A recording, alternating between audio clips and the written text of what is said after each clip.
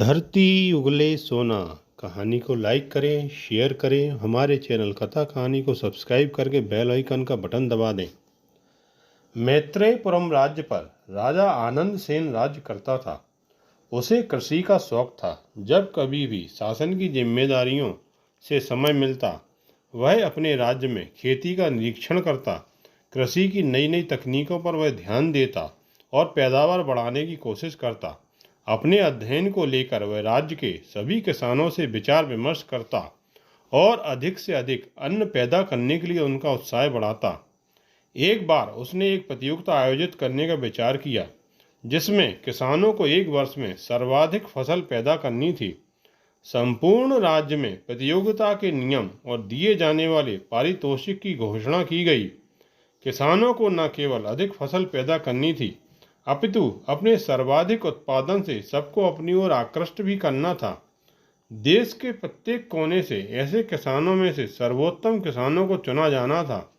उन्हें स्वर्ण भूमि पारितोषिक और साथ ही रुपयों की एक बड़ी राशि इनाम के रूप में दी जानी थी। बहुत से उत्साही किसानों ने इस प्रतियोगिता में भाग लेने में रुचि दिखाई और तुरंत तैयारियों में जुट गए।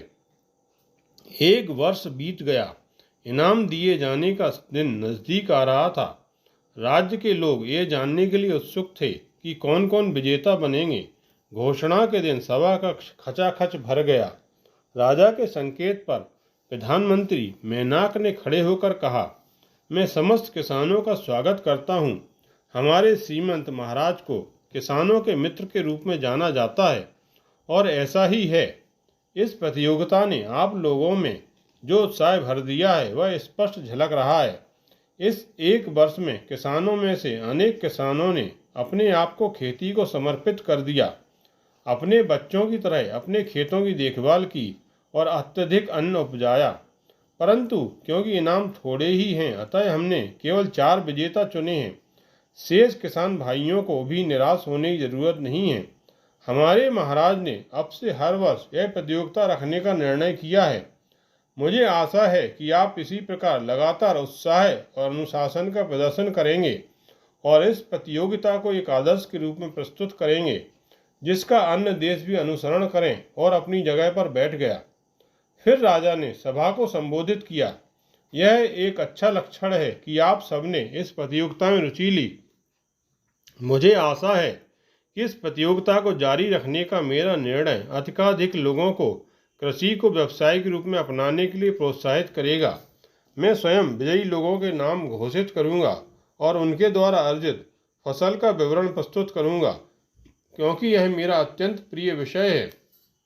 सबसे पहले राज्य के पश्चिमी क्षेत्र से प्रथम स्थान प्राप्त करने वाले कृषक रमाकोटी का मैं स्वागत करता हूँ। किसान रमाकोटी ने सभा को प्रणाम किया। राजा ने कहना जारी रखा, रमाकोटी ने अपना ध्यान सब्जियों की तरफ केंद्रित किया और पहले कभी न देखे गए आकार की सब्जियां उगाईं। अब वह अपने खेत में उगाया गया एक कद्दू आपके सामने प्रस्तुत करेंगे। फिर उन्होंने कद्दू को सभा में प्रस्तुत करने के लिए इशारा किया। महल के 4 रक्षक एक बहुत बड़ा और भारी कद्दू बड़ी कठिनाई से उठाकर लाए और एक मेज पर रख दिया। बड़े अविश्वास से लोगों ने उसे देखा। वह 100 लोगों की सब्जी के काम आ सकता था। फिर राजा ने उसे स्वर्ण भूमि पुरस्कार और इनाम की राशि दी और दुशाला उड़ाकर उसका सम्मान किया। तालियों की गड़गड़ाहट से कक्ष गूंज उठा। फिर देश के उत्तरी भाग से सोम शर्मा का विजेता के रूप में चयन हुआ। उसने पत्ते वाली सब्जियां पैदा की। उसके द्वारा उत्पादित एक पत्ता लाकर मेज पर रखा गया। उस पर 1 वर्ष का बच्चा सो सकता था। दोबारा कक्ष प्रशंसा की ध्वनि से भर गया। सोम शर्मा का भी मंच पर अभिनंदन किया गया। फिर देश के दक्षिण की ओर से माधव कीर्ति को विजयी घोषित किया गया। उसकी उपलब्धि के बारे में राजा ने कहा, हाल ही में एक बार मैं माधव कीर्ति के खेतों में से निकला। हवा के साथ ही उसके बगीचे के आमों की सुगंध भी आई। उससे मेरी भूख गायब हो गई और मुझे ऐसा संतोष हुआ जैसे मैंने एक टोकरी भर के आम खाए हों। न सिर्फ मुझे बल्कि मेरे सब साथियों को भी ऐसा ही अनुभव हुआ। बाद में हमें पता चला कि उसके बगीचे से आने वाली हवा में सांस लेने से कई रोगी भी ठीक हो जाते हैं। मैं स्वयं इसके हुनर का गवाह हूँ। फिर माधव कीर्ति के बगीचे के एक टोकरी आम मेज पर रखे गए। उनकी खुशबू से सारा कक्ष महक गया। माधव कीर्ति का भी सम्मान किया गया। अंत में देश के पूर्वी भाग से विशाख को चौथा विजयी व्यक्ति घोषित किया गया। राजा ने कहा, पूर्व में खेती की स्थिति से हम सभी परिचित हैं। वह एक बंजर इलाका है जहां वर्षा बहुत कम होती है। उस क्षेत्र में अनाज पैदा करना एक असंभव सा काम है, परंतु विशाख ने इसे संभव कर दिखाया है। चावल के खेतों को लगातार पानी की जरूरत होती है, फिर भी विशाख ने न सिर्फ सूखे प्रदेश में चावल पैदा किए बल्कि बड़ी तादाद में किए। मुझे लगता है कि ऐसे उभरते हुए नौजवान किसान का सम्मान करना एकदम उचित है। किसान विशाख ने दर्शकों को प्रणाम किया।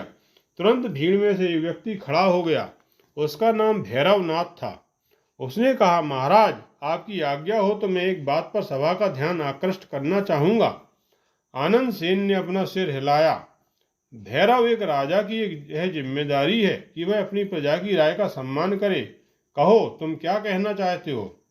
भैरव ने कहा, महाराज, वह जमीन का हिस्सा जिस पर विशाख ने खेती की वह मेरा है।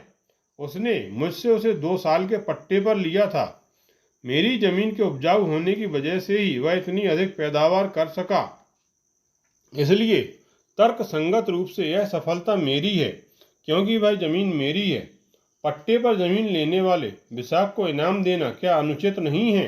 भैरवनाथ ने प्रश्न किया। तुम्हारी जमीन उपजाऊ होगी, परंतु वह तो विशाख ही था जिसने उसका उपयोग किया, तो क्या उसका सम्मान किया जाना उचित नहीं? राजा आनंद सेन ने पूछा। महाराज, हम आपका निर्णय स्वीकार करेंगे, फिर भी मुझे लगता है कि आपका निर्णय सभी जमीन मालिकों के लिए ठीक नहीं है, भैरवनाथ ने कहा और वह बैठ गया।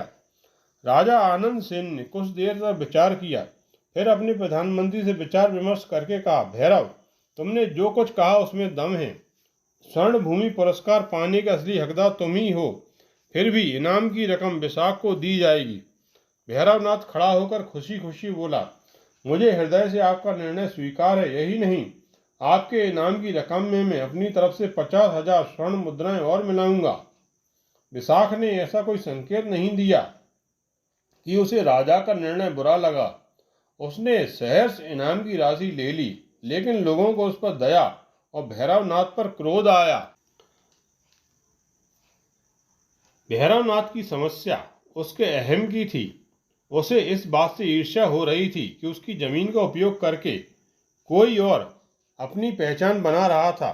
उसको पुरस्कार देने से ना तो समाज में भैरवनाथ का रुतबा बढ़ेगा और न किसी तरह विशाख का अपमान होगा। विशाख की प्रशंसा पहले ही राज्य भर में फैल चुकी थी।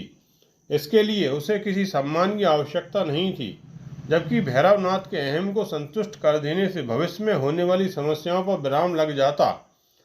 जमीन खरीदने के लिए विशाख को धन की आवश्यकता को भी राजा समझता था, इसीलिए उसने भैरवनाथ का सम्मान किया, जबकि इनाम की राशि विशाख को दी। भैरवनाथ का अहम संतुष्ट हुआ और उसने उत्साह में इनाम की राशि में अपनी तरफ से और धन मिला दिया। विशाख राजा का ध्येय समझ गया। विशाख को धन मिला और भैरवनाथ भी प्रसन्न हो गया। आपने यह कहानी ध्यानपूर्वक सुनी, इसके लिए धन्यवाद। आपको यह कहानी कैसी लगी कृपया कमेंट बॉक्स में जाकर लिखें।